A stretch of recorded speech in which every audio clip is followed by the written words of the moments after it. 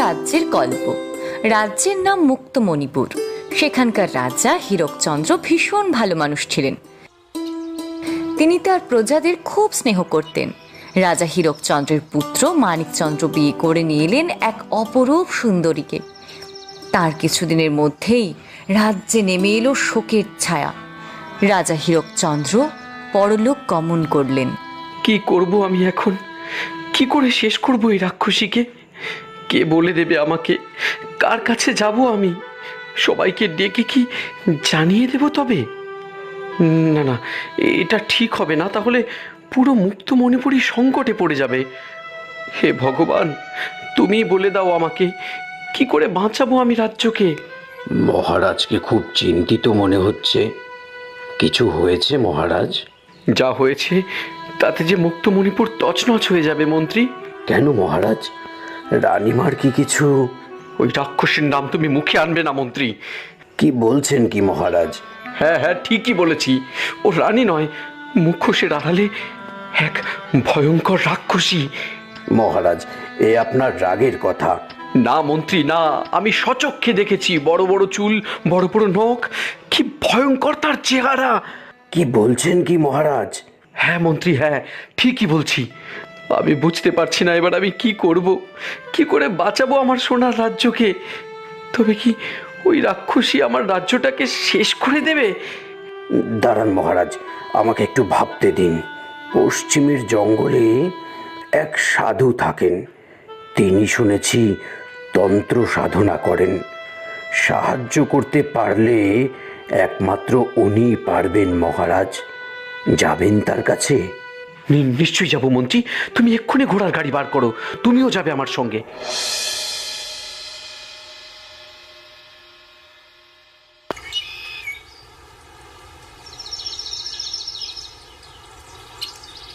কি হয়েছে? তোদের এত উতলা দেখাচ্ছে কেন? ভারী বিপদে পড়ে এসেছি বাবা আপনার কাছে। শুরু থেকেই বলি সব। আমার পিতা মুক্তমণিপুরের রাজা ছিলেন। সব কিছু ঠিকই চলছিল।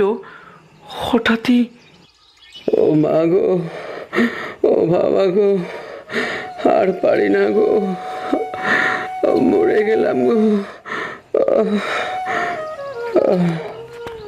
একটু সবুর করুন বাবা, এক্ষুনি কমে যাবে। এই ওষুধটা খেয়ে নিন, খেয়ে নিলেই ব্যথাটা কমে যাবে। বাবা, আমি বেশ বুঝতে পারছি আমার দিন শেষ হয়ে এসেছে। আমি আর বেশি দিন নেই। এভাবে বলবেন না পিতা, আপনার কিচ্ছু হবে না। না বাবা, আমার কথাটা শোনো। আমি বেশ বুঝতে পারছি আমার সময় হয়ে এসেছে। আমার একটা শেষ ইচ্ছে রাখবে বাবা? নিশ্চয়ই রাখবো পিতা, আপনার সব ইচ্ছে পূরণ করব। তবে আপনি এরকম বলবেন না। আমার খুব ইচ্ছে আমার একটা সুন্দর ফুটফুটে পুত্রবধূ হবে। আমি তাকে আশীর্বাদ করে এই পৃথিবী থেকে বিদায় নেব। তুমি আমার সেই শেষ ইচ্ছে পূরণ করবে বাবা? আমি নিশ্চয়ই আপনার ইচ্ছে পূরণ করব পিতা। রাজা মানিকচন্দ্র একদিন জঙ্গলে শিকার করতে গিয়েছেন। হঠাৎ তিনি দেখতে পান একটা মেয়ে তার কালো লম্বা চুল এলিয়ে দিঘিতে পা ডুবিয়ে বসে আছেন। তিনি তার কাছে যান। কে কে তুমি? কেন তুমি এই ভর সন্ধেবেলায় দিঘির ধারে বসে আছো? আমার নাম মালিনী। আমি পাশের গাঁয়েই থাকি। এই জায়গাটা আমার ভীষণ প্রিয়। কি সুন্দর অন্ধকার, কেউ নেই এখানে। নিজের সাথে সময় কাটাতে যে আমার বড় ভালো লাগে। আপনি কে? আপনাকে তো ঠিক চিনলাম না। আপনি এখানে কেন? আমি মুক্তমণিপুরের রাজা হীরকচন্দ্রের পুত্র মানিকচন্দ্র। এখানে শিকারে এসেছিলাম, তারপর তোমায় দেখে দাঁড়িয়ে পড়লাম। এরে, অনেকটা রাত হয়ে গেল, এবার বাড়ি ফিরতে হবে। অসুস্থ বাবা অপেক্ষা করছেন আমার জন্য। আমি এখানে রোজ আসি। আপনি চাইলে কাল আসতে পারেন। আপনার সাথে ভালোভাবে আলাপ করা যাবে। বেশ, কাল তবে আমি আবার আসবো তোমার কাছে। রাক্ষসীর বদমত্ত বুঝতে না পেরে মানিক রাজা তার রূপের মোহে ভুলে পরের দিন আবারও আসেন এবং এইভাবে তাদের ঘনিষ্ঠতা বাড়ে। এইভাবে দিন কাটতে থাকে। তারপর দুজনের বিয়ে হয়। তারপর যাও, তোমার মায়ের আলমারি থেকে ওই বালা জোড়া নিয়ে এসো। তোমার মা মারা যাওয়ার সময় আমাকে বলে গিয়েছিলেন আমি যেন আমার পুত্রবধূর মুখ দেখে ওই বালা জোড়া তাকে দিই।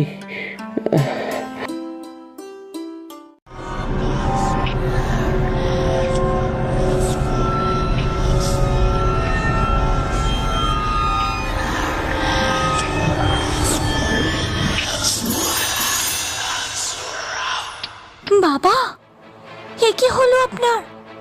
আপনি আমাদের ছেড়ে কেন চলে গেলেন? তারপরই মন্ত্রী আপনার কথা বলে, আর আমি সবকিছু ফেলে আপনার কাছে ছুটে আসি। চিন্তা করিস না, এই ফলটা নে। এটা কি? এ তো সোনার ফল। হ্যাঁ, এই ফলটা ওই রাক্ষসীকে গিয়ে নিজে হাতে খাইয়ে দে। এরপর তোদের এক সন্তান হবে, সেই হবে মুক্ত মণিপুরের রক্ষক।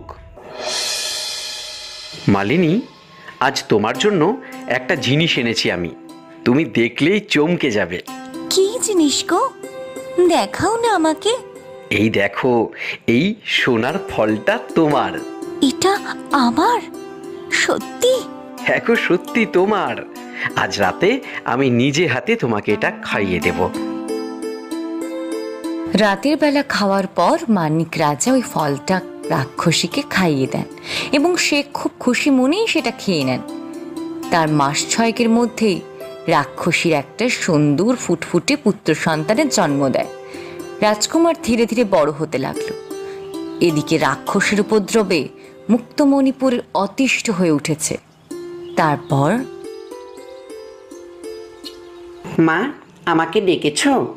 হ্যাঁ বাবা, আয়, এসে আমার পাশে বস। কতদিন তোর সাথে দুটো কথা বলিনি বলতো? শোন, তোকে আজ যা বলবো তা ভারী মন দিয়ে শুনবি। এ কথা আমি আগে তোকে বলিনি, কারণ তুই খুব ছোট ছিলি। এখন তুই বড় হয়েছিস, বুঝতে শিখেছিস। এখন তুই তোর মায়ের কষ্টটা বুঝতে পারবি বাবা। এ কথা কেন বলছো মা? তোমার কি কষ্ট আমাকে বলো। এ কি মা, তুমি কাঁদছো কেন?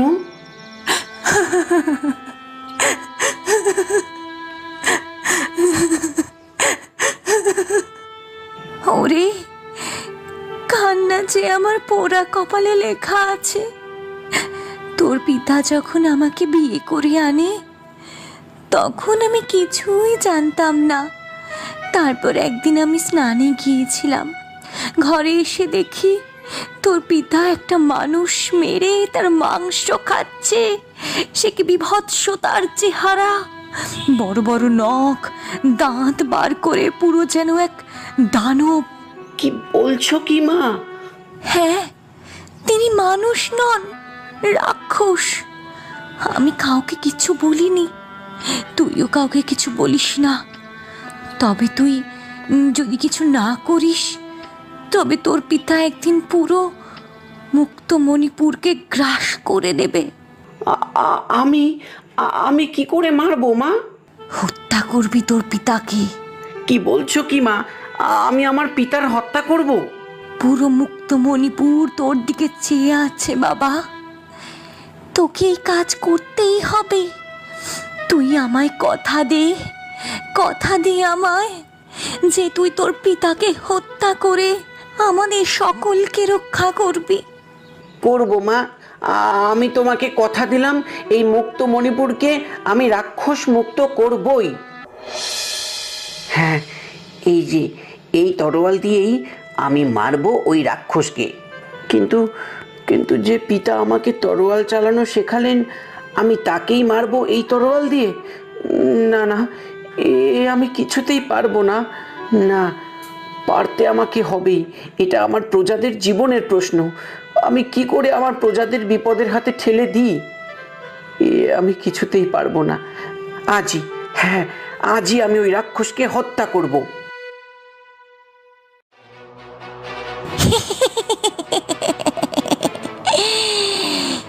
দেখো কেমন মজা, মরবে এবার রাজা। রাজার সোনার ছেলে চমকে দেবে পিলে। খাবো খাবো খাবো, রাজার মাংস খাবো, তারপর রানী হব এই মুক্তমণিপুরের। সব আমার হবে, সব। রাজা মরবে তার প্রিয় ছেলের হাতেই। আমাকে ছেড়ে দিন মন্ত্রী, ওই রাক্ষসীকে আমি আজই মেরে ফেলবো। ওর জন্য আমি আমার পিতাকে হত্যা করতে যাচ্ছিলাম, ওকে আমি এই মুহূর্তে শেষ করে দেব। তুমি যা করতে যাচ্ছিলে রাজকুমার, তাতে রাক্ষসী তোমাকে মেরে ফেলবে, নিজে মরবে না। কিন্তু কেন? ওই রাক্ষসী তোমার তরোয়ালে মরবে না।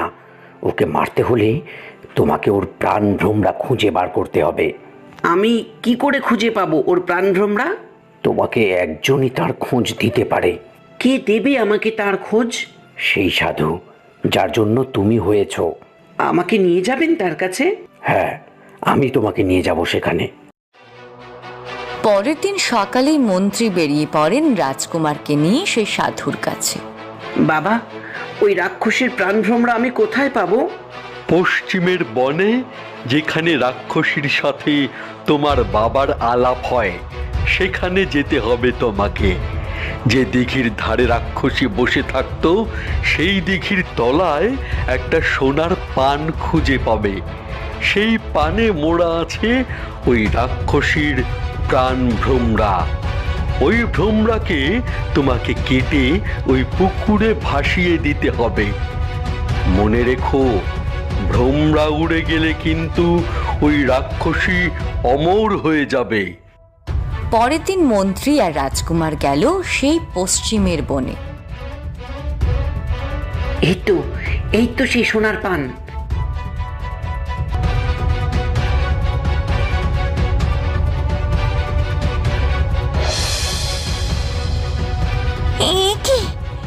কি হচ্ছে আমার সাথে? আমার দম বন্ধ হয়ে আসছে কেন? কেউ খুঁজে পেল আমার প্রাণ ভ্রমর? তবে কি আমার নিজের পেটের ছেলেই আমার শত্রু হলো? সেই কি তবে? এই বলতে বলতে দুষ্টু রাক্ষসী ওখানেই ধুলোর সঙ্গে মিশে যায়। রাজকুমারের জন্য মুক্তমণিপুরে আবার সুখের দিন ফিরে আসে। মহারাজ মানিকচন্দ্র রাজকুমারকে তার রাজ্যের রাজা ঘোষণা করেন। সবাই সুখে শান্তিতে দিন কাটায়।